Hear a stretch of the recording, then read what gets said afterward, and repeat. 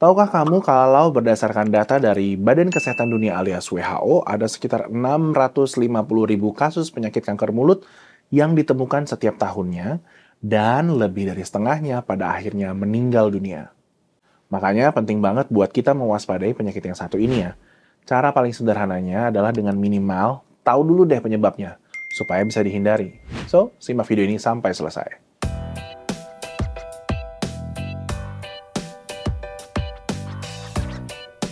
Halo, saya Dr. Abi dari Halo Dokter.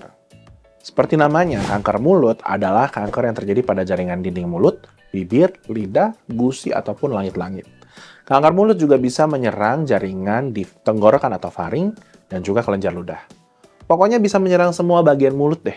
Nah, seperti kanker pada umumnya, kanker mulut ini bisa terjadi saat ada pertumbuhan sel yang abnormal di dalam mulut yang disebabkan oleh perubahan atau mutasi genetik dan menyebabkan keganasan.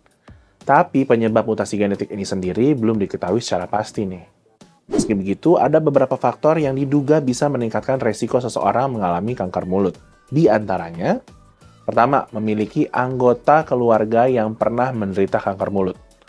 Kemudian berusia di atas 50 tahun, sering merokok, sering mengonsumsi minuman beralkohol, jarang mengonsumsi sayur dan buah, terakhir, tidak menjaga kebersihan dan kesehatan mulut, misalnya, nggak mengobati gigi berlubang dengan tepat atau dibiarin gitu aja.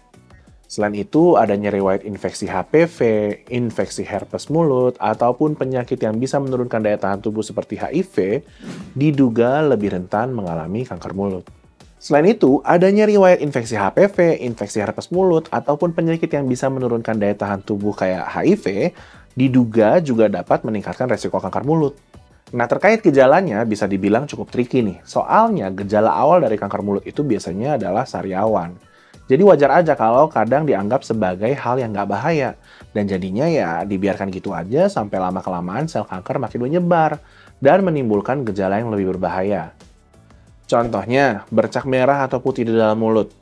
Terus adanya benjolan atau penebalan di dinding dalam mulut, langit-langit, ataupun gusi yang nggak kunjung hilang. Gigi yang goyang tanpa sebab yang jelas. Lalu rasa sakit yang di dalam mulut yang nggak biasa. Next, bisa juga terjadi sulit atau sakit saat menelan ataupun mengunyah, kemudian rahang terasa kaku ataupun sakit tenggorokan, perubahan suara atau cara bicara misalnya menjadi cadel, dan terakhir, kesulitan saat berbicara. Nah, bahkan nih, kalau sudah memasuki stadium lanjut atau akhir, gejalanya itu nggak hanya terjadi di dalam mulut, tetapi bisa menyebar ke organ lain. Area paling dekat adalah kelenjar getah bening yang ada di leher, sehingga bisa terlihat ada benjolan tuh di leher. Kalau udah menyebar kayak gini sampai ke kelenjar getah bening, daya tahan tubuh bisa semakin melemah. Akibatnya, lebih memudahkan sel-sel kanker untuk menyebar ke seluruh tubuh. Dan ini bisa berakibat sangat fatal.